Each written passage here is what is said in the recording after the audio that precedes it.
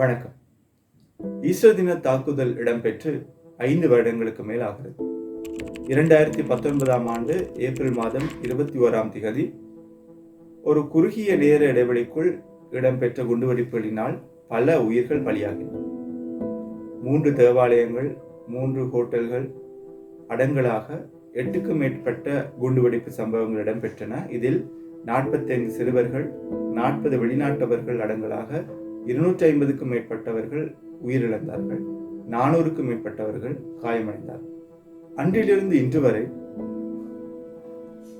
இந்த சம்பவம் தொடர்பாக, இதன் பின்னணி, அதற்கு பிறகு இடம்பெற்ற விசாரணைகள் தொடர்பாக பல நூல்கள், விசாரணை அறிக்கைகள், நேர்காணல்கள், அதே போல பல கட்டுரைகளும் வெளிவந்திருக்கின்றன. அந்த வரிசையில் எழுத்தாளரும் ஊடகவியலாளருமான திரு சுனந்த தேசப்பிரியா அவர்கள் எழுதிய பாஸ்கு பிரகாரிய என்கிற நூலை பற்றி தான் இன்று பார்க்க போகிறோம்.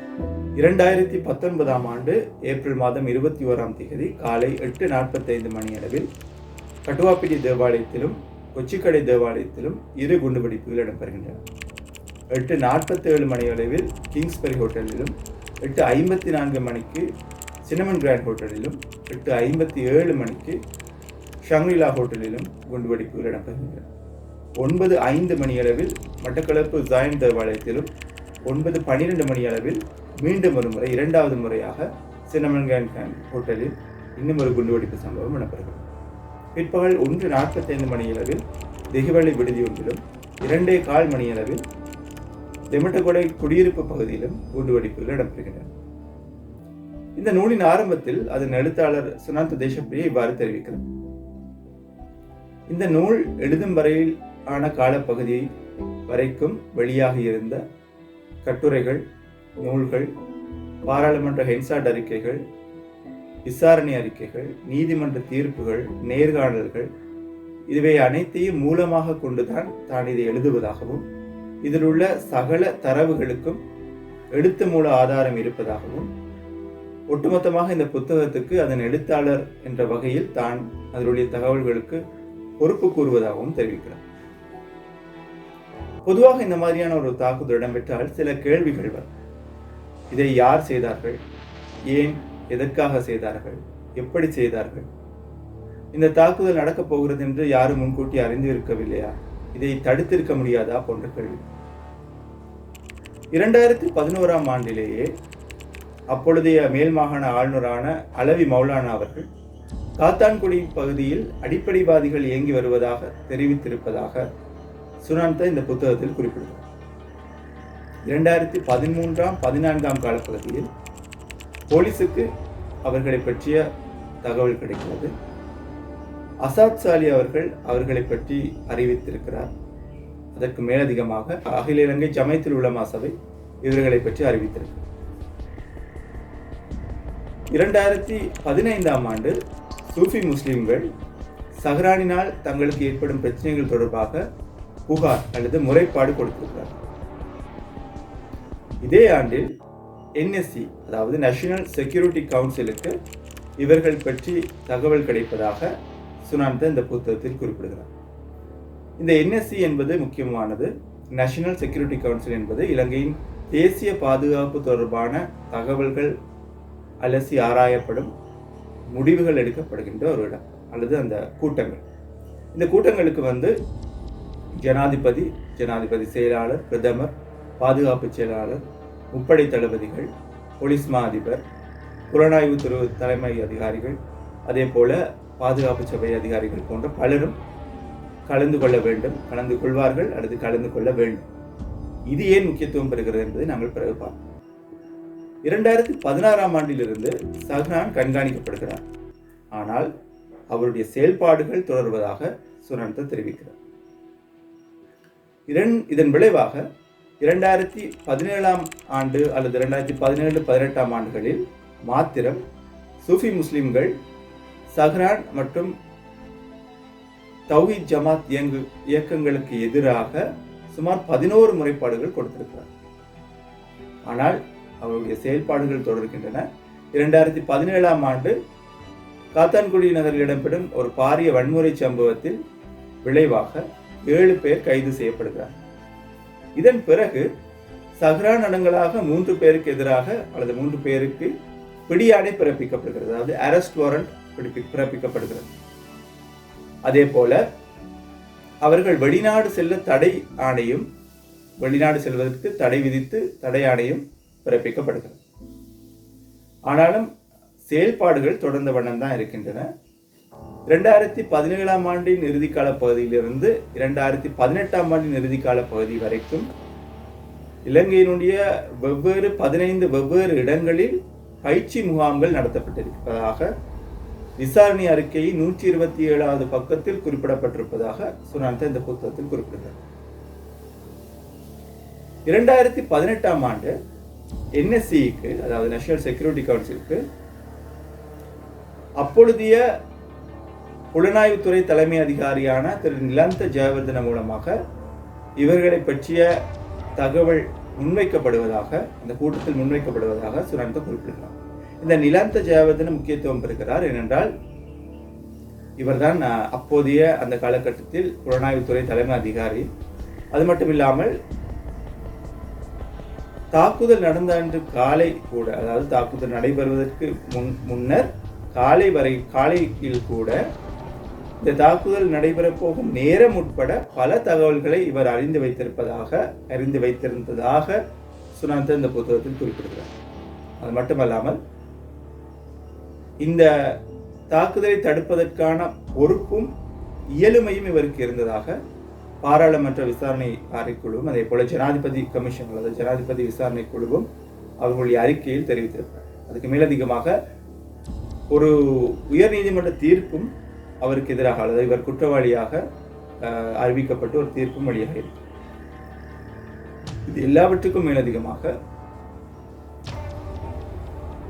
இவருடைய கைபேசி, அதாவது ஸ்மார்ட் போன் திறன்பேசி விசாரணைக்கு கொடுக்கப்பட்ட பொழுது, விசாரணைக்காக எடுக்கப்பட்டு அது ஆய்வு செய்யப்பட்ட போது அது ஃபேக்டரி ரீசெட் செய்யப்பட்டிருந்ததாக, அதனுடைய சகல தகவல்களும் மறையும் வண்ணம், அழியும் வண்ணம் அது ஃபேக்டரி ரீசெட் செய்யப்பட்டிருந்ததாக சுனாந்த இந்த புத்தகத்தில் குறிப்பிட்டார். அடுத்ததாக திகன பகுதியில் இடம்பெறுகின்ற முஸ்லிம் விரோத செயல்பாடுகள் சஹ்ரானுக்கு தீனி போடுபவையாக அமைகின்றன. அதாவது சஹ்ரானுடைய செயல்பாட்டு வீரியத்தை அதிகரிக்கிறது.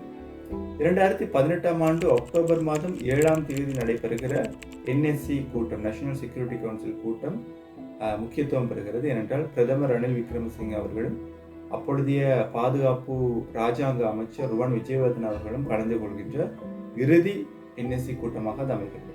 அதுக்கு பிறகு நடைபெற்ற எந்த ஒரு கூட்டத்துக்கும் தனக்கு அழைப்பு விடுக்கவில்லை, அதாவது ஜனாதிபதி மைத்ரிபால சிறிசேன தனக்கு அழைப்பு விடுக்கவில்லை என்று பிரதமர் ரணில் விக்ரமசிங்கே தெரிவித்திருக்கிறார். ஆனால் பிரதமரும் அதை அவ்வளவாக கண்டுகொள்ளவில்லை என்று சுனாந்த இந்த புத்தகத்தில் குறிப்பிடுகிறார். இதில் ஜனாதிபதி, இந்த இடத்தில் ஜனாதிபதி மைத்ரிபால சிறிசேன அவர்களை பற்றி குறிப்பிட வேண்டும். புலனாய்வுத்துறையின் தலைமை அதிகாரியான நிலந்த ஜெயவர்தன தனக்கு கிடைக்கின்ற தகவல்களை அறிவிக்க வேண்டிய அல்லது பொதுவாக அறிவிக்கிற அவருக்கு மேலே இருக்கின்ற மேல்நிலை அதிகாரியாக இருப்பவர் ஜனாதிபதி தான். அப்பொழுது ஜனாதிபதி பதவியில் இருந்தவர் மைத்ரிபால சிறிசேன அவர்கள். ஆனால் இந்த தாக்குதல் தொடர்பாக எந்த ஒரு தகவல்களையும் தனக்கு கிடைக்கவில்லை, தனக்கு அறிவிக்கவில்லை என்று ஜனாதிபதி மைத்ரிபால சிறிசேன அவர்கள் தெரிவித்திருக்கிறார். அதே போல புலனாய்வு தலைமை அதிகாரி நிலந்த ஜெயவர்தனவும் தான் ஜனாதிபதிக்கு எந்த தகவலையும் அறிவிக்கவில்லை என்றுதான் குறிப்பிடுகிறார். ஆனால் இவர்கள் இருவரும் ஒருமித்து சொல்கின்ற இந்த கருத்தை ஏற்க முடியாது என்று ஜனாதிபதி மைத்ரிபால அவர்கள் அவர் அமைத்த கமிஷன், ஜனாதிபதி விசாரணை கமிஷனே தன்னுடைய அறிக்கையில் இதை ஏற்க முடியாது என்று குறிப்பிட்டிருக்கிறது. அதேபோல பாராளுமன்ற விசாரணை அறிக்கையும் இது ஏற்க முடியாது என்று குறிப்பிட்டிருக்கிறது. அது மட்டுமல்லாமல் உயர்நீதிமன்றம், நாம் ஏற்கனவே சொன்ன உயர்நீதிமன்ற தீர்ப்பிலும் ஜனாதிபதி மைத்ரிபால சிறிசேன அவர்கள் குற்றவாளி என்றுதான் தீர்ப்பளிக்கப்பட்டிருக்கிறது. எல்லாவற்றுக்கும் மேலதிகமாக குண்டுவெடிப்பு நடந்து பெற்ற பொழுது ஜனாதிபதி நாட்டில் இருக்கவில்லை, அவர் சிங்கப்பூரில் இருந்தார். 2019 ஆண்டு ஜனவரி மாதம் 16ஆம் தேதி மாவனல்ல பகுதியில் புத்தர் சிலை உடைப்பு சம்பவம் ஒன்று நடைபெறுகிறது. இந்த புத்தர் சிலை உடைத்தது யார் என்று அந்த தொடர்பான விசாரணைகள் மேற்கொள்ளும் பொழுது அந்த விசாரணைகளின் விளைவாக பனாத்தவில்லு பகுதியில் ஒரு ஆயுத கூடம் கண்டுபிடிக்கப்படுகிறது. இந்த ஈஸ்டர் தின தாக்குதல் தொடர்பாக நடைபெற்ற விசாரணைகளில் கண்டுபிடிப்புகளில் மிக முக்கியத்துவம் பெறுகிற ஒரு கண்டுபிடிப்பாக விசாரணையின் பகுதியாக இந்த வனாத்தவில் ஆயுத கூடம் கண்டுபிடிக்கப்பட்டதை குறிப்பிடலாம். அதன் மூலமாக பல தகவல்கள் வெளிவந்திருக்கின்றன. 2019 ஏப்ரல் மாதம் 4ஆம் தேதி இந்திய புலனாய்வுத்துறையினால் நிலந்த ஜாவதனவுக்கு தாக்குதல் தொடர்பான சஹ்ரான் தொடர்பான அல்லது தாக்குதல் திட்டம் தொடர்பான தகவல்கள் கிடைப்பதாக சுனந்த தேசப்பிரியா அந்த புத்தகத்தில் குறிப்பிடுகிறார். இதன் பொழுது இந்திய புலனாய்வுத்துறையை பற்றி வேறாக கொஞ்சம் குறிப்பிட வேண்டும். தமிழ்நாட்டில் ISIS அமைப்பினருக்கு ஆதரவளிக்கும் இஸ்லாமிய அடிப்படைவாத சிந்தனை கொண்ட சிலரை விசாரிக்கும் பொழுது அவர்களுக்கு இலங்கையின் சஹ்ரானோடு தொடர்பு இருப்பது தெரிய வருகிறது. அதன் மூலமாகத்தான் அவர்கள் சஹ்ரான் பற்றிய தகவல்களை அறிந்து கொள்வதாகவும் அந்த தகவல்களைத்தான் அவர்கள் இலங்கை புலனாய்வு துறைக்கு அறிவிப்பதாகவும் கூறப்படுகிறது.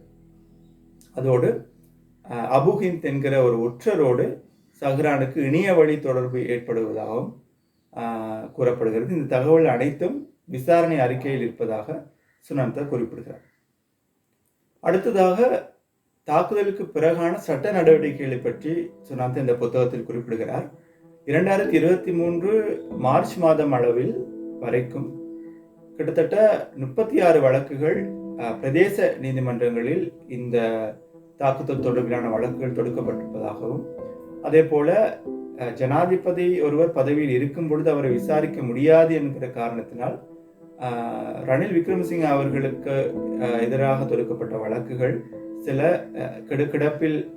கிடப்பதாகவும் அது கிடப்பில் வைக்கப்பட்டிருப்பதாகவும் அவர் தெரிவிக்கிறார். அதாவது இந்த புத்தகம் எழுதப்பட்ட பொழுது இப்பொழுது அவர் ஜனாதிபதி பதவியில் இல்லை என்பதும் குறிப்பிடத்தக்கது. அது மட்டுமல்லாமல் பலரும் அறியாத ஒரு விடயம் என்னவென்றால் 2020ஆம் ஆண்டு டிசம்பர் மாதம் இந்த தாக்குதலோடு தொடர்பு வைத்திருந்தமை தொடர்பாக நௌஃபர், ரிஸ்கான், மில்ஹான் ஆகிய மூவருக்கு எதிராக அமெரிக்க நீதிமன்றத்தில் வழக்கு தாக்கல் செய்யப்பட்டு இருக்கிறது. வழக்கு விசாரணை நடைபெறுகிறது. அதே போல 2023ஆம் ஆண்டு ஜனவரி 12ஆம் ஆண்டு உயர் நீதிமன்றம் வழங்கிய ஒரு தீர்ப்பு இதுவரைக்கும் இந்த ஈஸ்டர் தின தாக்குதல் தொடர்பாக வழங்கப்பட்ட தீர்ப்புகளில் மிகவும் முக்கியத்துவம் பெறுகிறது. ஏனென்றால் ஜனாதிபதி மைத்ரிபால சிறிசேன அதே போல சில அரச ஊழியர்கள் அரசு அதிகாரிகள் தவறளித்ததாக குற்றவாளிகளாக அந்த தீர்ப்பு வழங்கப்பட்டிருக்கிறது. இந்த வழக்கு சட்டத்தணிகள் சங்கம், பாதிக்கப்பட்ட குடும்பங்கள், அதே போல அருட்பணியாளர்கள், கத்தோலிக்க அருட்பணியாளர்கள் இணைந்து தொடுக்கப்பட்ட ஒரு வழக்கு. தகவல் அறிந்தும் தடுக்காமை என்கிற குற்றச்சாட்டு தான் முன்வைக்கப்பட்டது. தகவல்கள் அறிந்திருந்தும் அவர்கள் இந்த தாக்குதலை தடுக்க முயற்சிக்கவில்லை என்கிற குற்றச்சாட்டு முன்வைக்கப்பட்டு தான் இந்த வழக்கு தொடுக்கப்பட்டிருந்தது. அதன் தீர்ப்பில் தான் ஜனவரி மாதம் 2023 ஜனவரி மாதம் தீர்ப்பில் ஜனாதிபதி மைத்ரிபால சிறிசேன உட்பட நிலந்த ஜாவதன இன்னும் பலர் அதிகாரிகள் இது குற்றவாளிகளாக தீர்ப்பளிக்கப்பட்டார். ஒட்டுமொத்தமாக இந்த நூலில் இதை தாண்டி பல விசாரணை அறிக்கைகள், அதாவது சில விசாரணை அறிக்கைகள் 6000க்கும் மேற்பட்ட பக்கங்கள் வரை நீள்வதாக சுனந்த இந்த புத்தகத்தில் குறிப்பிடுகிறார். ஆகவே பொதுவாக நீங்களோ நானோ அப்படி அவ்வளவு ஆயிரக்கணக்கான பக்கங்களை உட்கார்ந்து வாசிக்க போகிறோமா என்பது கேள்விக்குறிதான். ஆகவே மிக நீண்ட வழக்கு தீர்ப்புகள், விசாரணை அறிக்கைகள், இது சம்பந்தமாக வெளியாகின நேர்காணல்கள், நூல்கள், இவை அவற்றையும் ஒன்று திரட்டி இந்த நூலில் சுனந்த தேசப்பிரியா எங்களுக்கு கொடுக்கிறார். ஆகவே தமிழில் இது தொடர்பாக இப்படி ஒரு நூல் வந்திருக்கிறதா என்று எனக்கு தெரியவில்லை. அப்படி வெளிவந்திருந்தால் கண்டிப்பாக நான் இந்த வீடியோவில் டிஸ்கிரிப்ஷன்லையோ அல்லது கமெண்ட் செக்ஷன்லையோ நான் அதை பற்றி தகவல்கள் குறிப்பிடுகிறேன். உங்களுக்கும் அப்படி ஏதாவது தெரிந்தால் அறிய தாருங்கள். ஆனால் எனக்கு தெரிந்து அப்படி எதுவும் வெளிவரவில்லை. ஆகவே சிங்கள மொழி தெரிந்தவர்கள், சிங்கள மொழி வாசிக்கக்கூடியவர்கள் கண்டிப்பாக இந்த மாதிரியான தகவல்களை அறிந்து கொள்வதற்காக, அதாவது விசாரணை அறிக்கைகள், வழக்கு தீர்ப்புகள், நேர்காணல்கள், இதுவரைக்கும் வெளிவராத பல தகவல்களை அல்லது மக்கள் மயப்படுத்தப்படாத சில தகவல்களை அறிந்து கொள்வதற்காக இந்த நூலை வாங்கி வாசிக்கலாம்.